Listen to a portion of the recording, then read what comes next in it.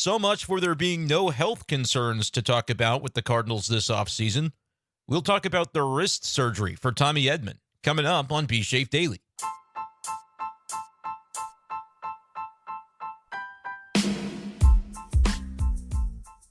What's going on, everybody, and welcome in to this edition of B Shafe Daily, the first edition of B Shafe Daily for 2024. Brenden Schaeffer here with you. Happy New Year to all the Cardinals fans out there, and let's talk about an injury. That's the way we ring in 2024 on the podcast, as for the first time this offseason, we do have a bit of a news nugget, if you will, as it pertains to a health concern for a St. Louis Cardinals player. Now, this is something that was brought to my attention earlier in the day on Thursday, January 4th, 2023, when I saw Jeff Jones put it out on his Twitter account that he had read the newsletter from MLB.com beat writer John Denton. Saw both those guys yesterday at our BBWAA chapter meeting.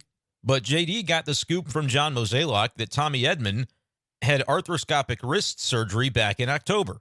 This news coming now months later after the Cardinals and John Mozeliak had several opportunities to disclose something like that, because I know I was in the room, especially in Nashville at the winter meetings, when the question is asked, like when you're in those group settings with reporters, one reporter can just say, hey, anything to tell us? You got anything health-wise to share publicly? And the Cardinals prefer typically to wait as long as possible to put that out.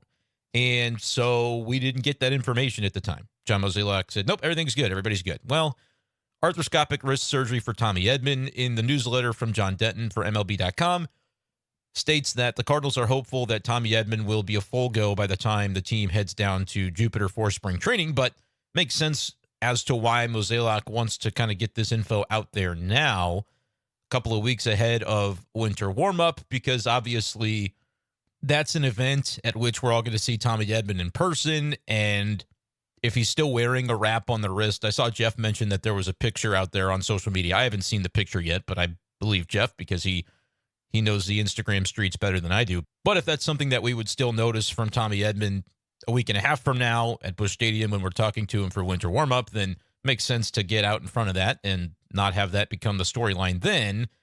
It's a storyline now, but maybe still just a small one, right? John Denton saying that the Cardinals are confident, is what JD said in his tweet, that Tommy Edman will be ready to go when pitchers and catchers report on February 12th. I guess we'll see, right? Like, there's no real way to know. It'll be good to get a look and a chat with Tommy Edman in a couple of weeks at winter warm-up to ask him how everything's going moving forward, and I'm sure his reports are going to be positive about how he's feeling. And hopefully this will end up being just a blip on the radar and not anything that is a substantial concern for the Cardinals this coming season. But like, we have talked a lot about the moving parts for this defensive alignment and how the performance or the expectation for one guy is going to have a trickle-down effect on the others in terms of where defensively guys are going to be positioned and what the roles are going to be. So I want to get into that a little bit today on B Shafe Daily. And appreciate you guys for joining me, for sticking with me. I recommend you do so for 2024.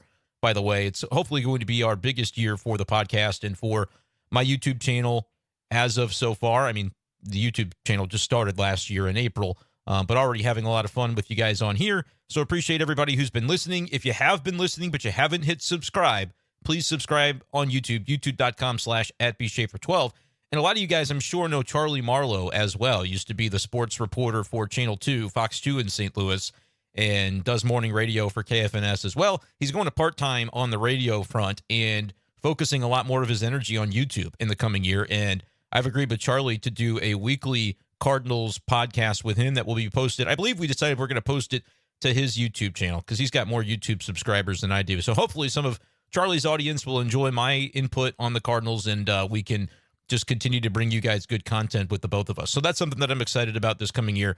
Make sure to subscribe to Charlie Marlowe's YouTube channel as well if you haven't done so already. Just type it into your search bar. I think it's Charlie Marlowe 590 The Fan KFNS, but I don't know if he'll be keeping that name if he's not doing quite as much at the station anymore. But nevertheless, he does a lot of good stuff on Cardinals too. So that's in the plans, and I've got a lot more that I have kind of kicking around for 2024 that I'm hoping to be able to execute on. But just enjoy the Cardinals content from here. And if you like B Shafe Daily and just the audio format on Spotify and Apple Podcasts, you can subscribe over there as well. But let's kind of talk about maybe the trickle-down effect of what Tommy Edman potentially being limited in spring could bring. Like, I don't anticipate this being a big concern. If you were to say scale of 1 to 10, how worrying is this?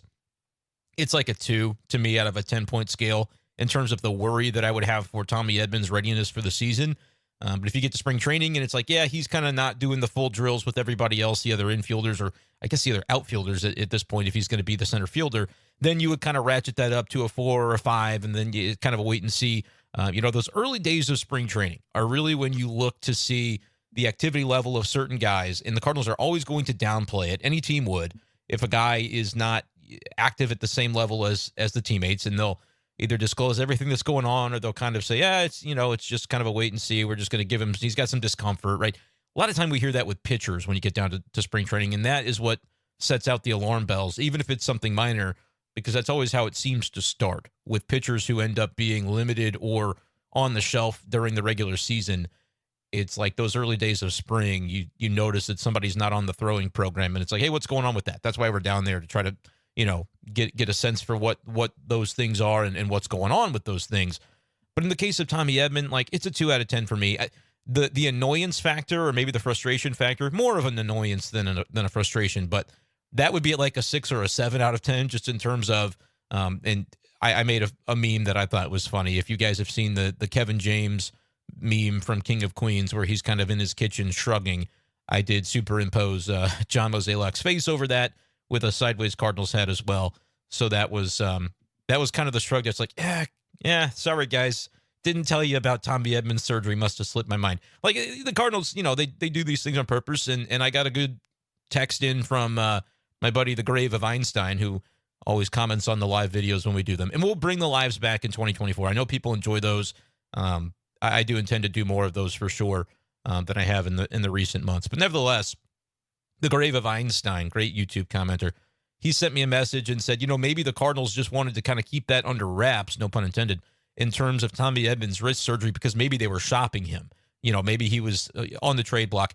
And I guess I could envision that, but the reality is if the Cardinals were shopping Edman, which I don't think they were doing aggressively, I think they like Tommy Edman a lot. I think they like Brendan Donovan a lot. I think they like Nolan Gorman too, but I think that was the name. And I don't know this definitively, but I envision that would have been the name that if the Cardinals were going to land a big fish in terms of a starting pitcher, that Gorman might have been the guy that they would have floated. I'm not saying this is definitively the case, but reading the tea leaves, I do kind of suspect that would have been the deal. I don't know that anything got even close on that front. And I'm talking about it in past tense because I would be surprised to see it happen between now and the beginning of spring training. Like, what you're going to hear, in my estimation, from John Mozeliak in a week and a half at winter warmup when we talk to him, and he kind of has his first real public comments. Like, he's done the GM meetings and the winter meetings, but that was more of an intimate gathering of media folks at both of those locations. This will be at Busch Stadium in St. Louis. It'll be the most media that he has sat in front of outside of like the press conferences for announcing Lance Lynn, announcing Sonny Gray, those sorts of things. Like, this isn't going to have a specific player that they're going to be talking primarily about in this press conference. It's going to just be more of a general look ahead to the 2024 season. And it'll be kind of the first time that you really get that level of discussion about the things to come. And it'll also be, like, my prediction with this, the reason I bring it up, is that it'll be the first time that we see Mozeliak in kind of quasi-reflection mode on the offseason. He'll say, hey, there's still things to be done if something should come to fruition, but we like our club.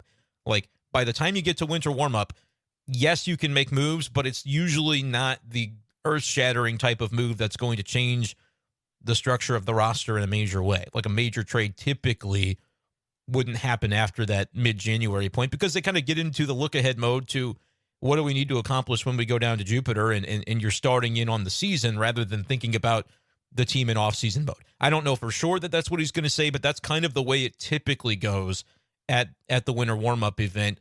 The Cardinals, that's kind of the page turn. They get all the guys, they get their hands on them, they get to look at them, they do some physicals or whatever it is that needs to be done for the different players after the, however long of an off season, and they sort of redirect the focus on what's to come. You've got a week and a half or so before that happens, and moves could still be made over that time for sure, but it's kind of interesting to see exactly where the Cardinals are versus where they're going to be in a week or two.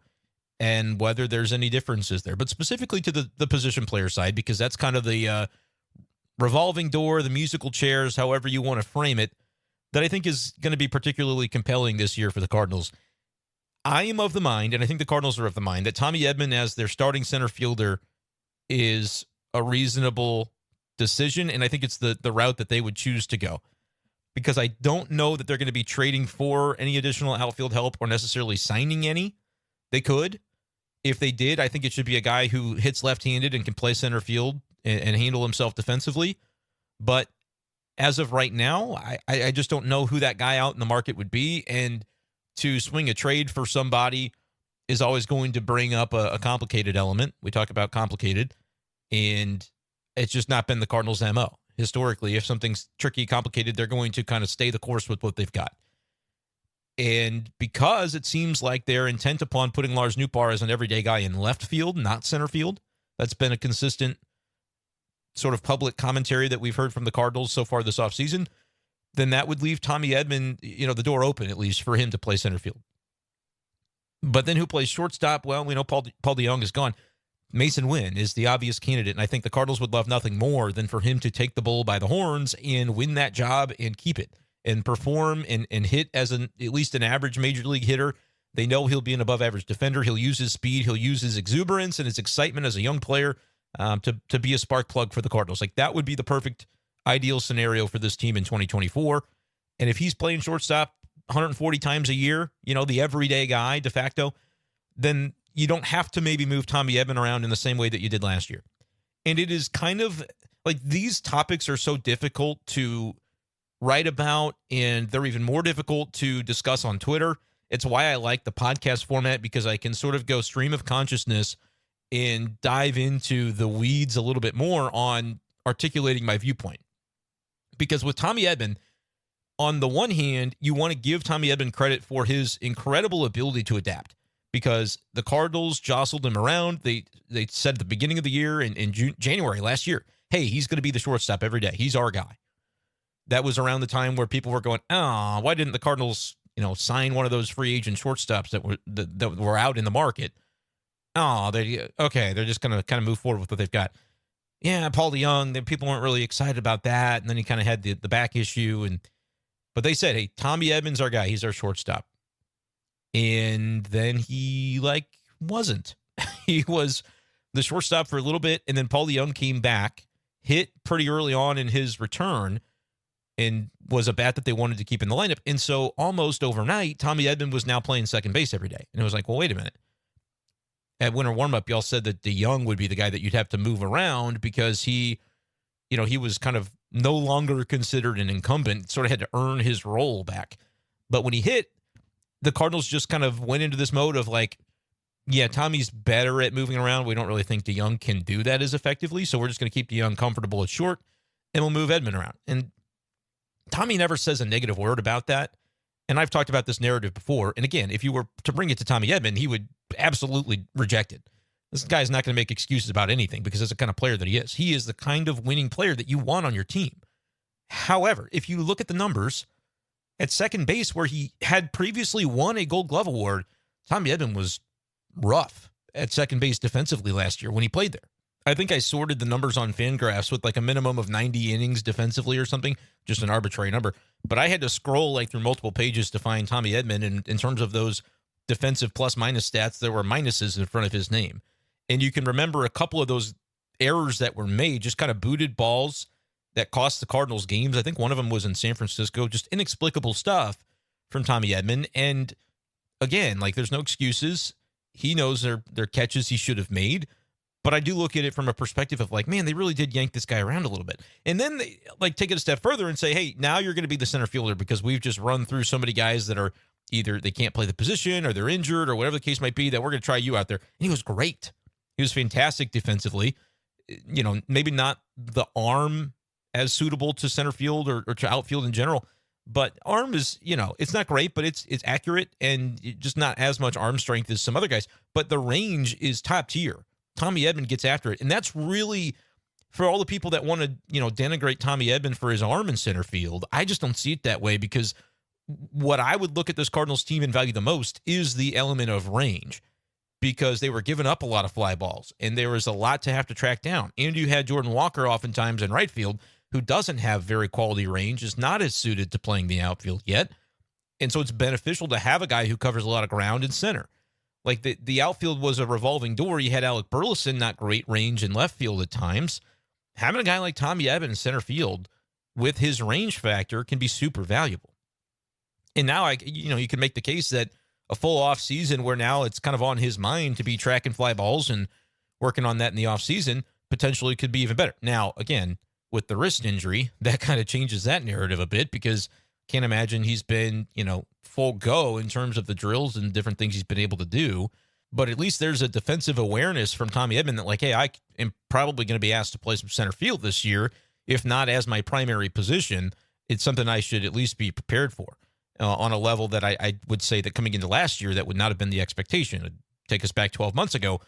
The Cardinals were talking about all the shortstops they didn't sign, and the reason was because they felt good about Tommy Edman at shortstop. So that was sort of going to be the place for him to be. And then everything obviously got thrown into turmoil. Now he ends up finishing as a finalist for the utility award in the National League as the Gold Glove award. And I think that should have been an award that arguably he should have won because of the work that he did in center field. And was a fine, solid defensive shortstop to me as well. I think he is and can be a great defensive second baseman again. I just think it was a fluky thing where he was kind of being jostled around, and as a result, the Cardinals didn't get the most out of him. But if you plant him in center field, or you at least have the awareness coming into the season that, hey, this could be your position, and they don't jostle him around as much, and they use Brendan Donovan, who's won that Gold Glove award as a utility man before the previous season, the first year that it was introduced, I think that's enough in terms of flexibility for Ollie Marmol to make out the daily lineup. Like, Donovan can go in left, Donovan can go at second, at third, at first. He could be your backup shortstop. I think that would be maybe an important element of this as well. If you go to spring training and the Cardinals say, hey, we feel okay if we have to play Brendan Donovan as the starting shortstop 25 times this year to be sort of the primary backup.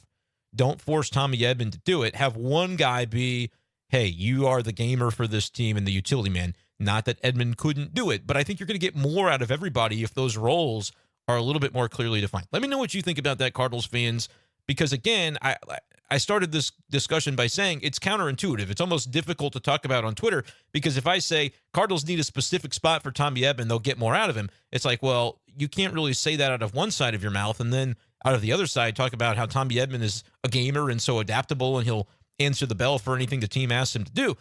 I think that's true. I think both of those things are true, though, which is why I'd rather talk about it in a podcast where I can follow up my commentary by saying, look, this is not a knock on Tommy Edman. It's admirable, the quality that he's able to go out and just do what the team asks of him and not complain and give his best every day.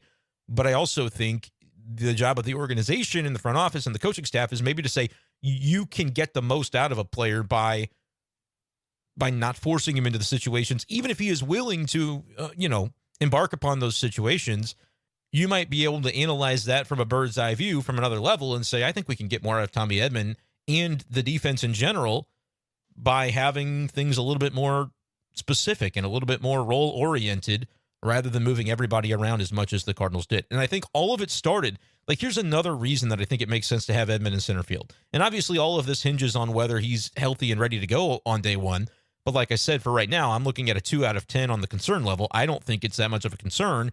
The surgery in October, that's something that I think is hopefully going to be healed by February. But it's definitely notable that a lot of other things fall into place if center field is accounted for in a productive manner. They started last year trying to do it with Tyler O'Neill. It didn't last long. It didn't go well. Lars Nootbaar got some run. Dylan Carlson got some run. He wasn't really hitting enough to justify the daily spot, but I thought he played great center field defense. Lars Nootbaar obviously is going to be a daily bat in the lineup, but doesn't have quite the instincts for center field. I think he's never going to win a Gold Glove in center field. He could be adequate. I think Lars could in center, but I think he could develop into a Gold Glove caliber left fielder.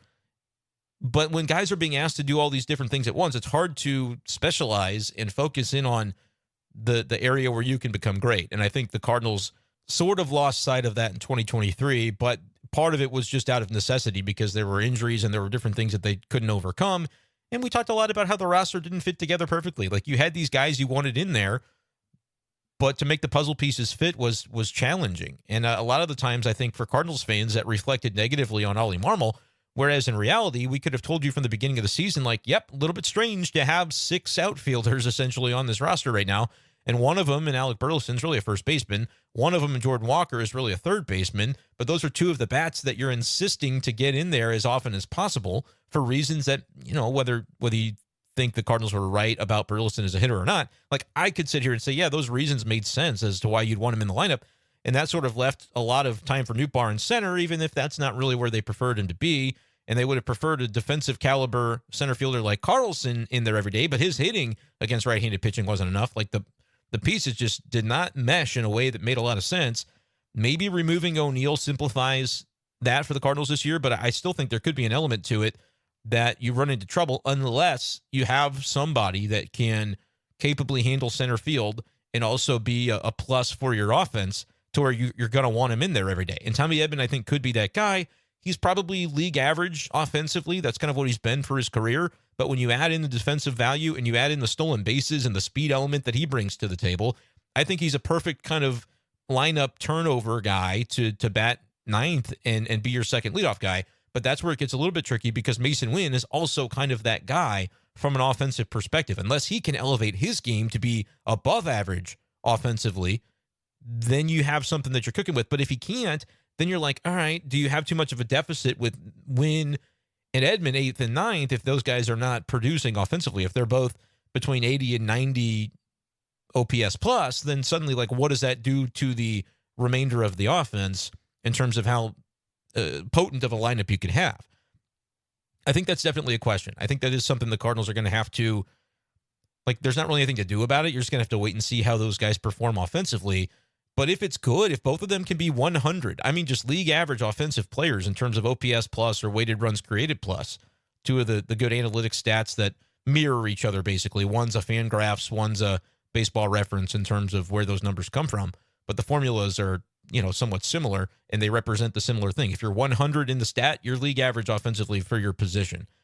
So, like, if you're getting league average from your 8th and 9th spot in the lineup, and then you're bumping up, and, like, you can reverse engineer and go, well, man, whoever the number 7 hitter is going to be, if that's going to be, like, could Wilson Contreras be down that low in the lineup if Gorman is in the middle with Goldie and Arenado, and you maybe want Lars Nootbaar toward the top to kind of be a table setter with Donovan, and, where does, like, you could end up having a really potent lineup if everything comes together and if everybody is healthy. But that's another part of this, is the health of Brendan Donovan is still kind of up in the air, but that's something that I wouldn't have expected an update on from John Mozeliak just yet, because we knew that he had that surgery late last season with the hope that he would be ready to go by spring training or at least by opening day. And to swing a bat, I'm sure that he will be. In terms of full range of motion defensively, which is where a lot of the Brendan Donovan value does come from, the surgery that he had is one that you're expected to be able to fast track as a thrower. And if he were a pitcher, you might be a little more concerned. But like, I would say that the concern spectrum would be like Bryce Harper having an arm surgery or an elbow surgery. He's going to play first base, so not a big deal. He came back to DH really early in last season on a somewhat similar timeline. I'd have to look at exactly when Harper had his surgery. I think his was after the season. And so for Donovan, he got a little bit of a jump on it, had a surgery earlier. I don't think it was exactly the same surgery. I could be wrong about that, but, similar concept. And then Harper was hitting early in the season. Then he was able to play first base for the Phillies the rest of the season. Donovan, though, needs to be able to do more than play first base. That's a position where you don't really have to throw very much. Donovan's got to be able to kind of make all the throws from third, from second, from left, and perhaps even from shortstop. So that's something else that I think, like, if we get to spring training and it's like, yeah, Donovan's not going to be able to throw for still a couple of months and be a defensive presence in the lineup, that's something that could muddy the waters a little bit as well for the early season upside of the Cardinals this year. And that's important because they need to get off to a good start. I've talked a lot about, I did a podcast last night with Daniel Shoptaw, C70, Meet Me at Musial, I believe is the name of that podcast, where he just kind of peppered me with a bunch of questions about my thoughts on the Cardinals right now. And we looked back at 2023 and talked about how a narrative that I've talked about on this show, the start, the April that they had, I think is really what tanked the season, because when you go 10-19, you're behind the 8 ball, tensions are high, And suddenly that little issue where the pitchers and catchers aren't having perfect communication, now you're going to throw Wilson Contreras under the bus a little more easily than you would if you were, 14 and 15 instead of 10 and 19, because you feel like you're grasping at air trying to avoid losing your season. And so drastic measures need to be taken. Whereas if you were a little closer to 500, a little closer to first place in the division, I think there are 10 games out after April, then maybe you don't feel that immense pressure and the desire to do something so immediately and so rash that maybe things don't spiral in the way that they did. And then if they don't spiral in the way that they did, maybe the team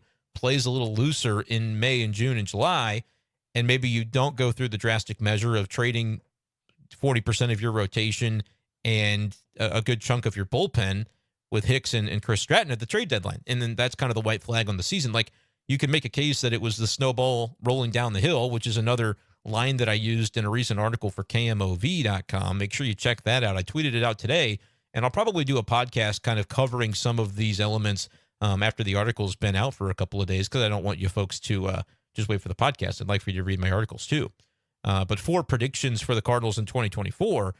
And I talked about, some of the reasons that I think, even though the offseason hasn't been a major flashy type of offseason for the Cardinals in terms of what they've accomplished, compared to, you won 71 games, you'd think, man, to win an extra 15 or 20 next year, they're going to have to do a lot of stuff. And I think that's the mindset a lot of Cardinals fans have.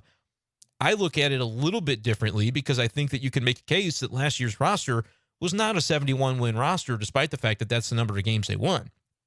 It's not to say that at the end of the day they were a 90-win roster who simply underachieved by 19 games, but I think because they sold off at the end of the season, and there's a tangible deficit that was created by the fact that they just didn't start well, and so that built upon itself, and you ended up with the bad energy and the bad vibes. Like, realistically, I think this team was closer to a 500 team than the ultimate record indicated. But the way they were constructed, they were not a playoff team. There were too many flaws, we can say in retrospect, to have made any case that this team should have made the playoffs or could have made the playoffs, realistically, with the way that they played and the way things unfolded.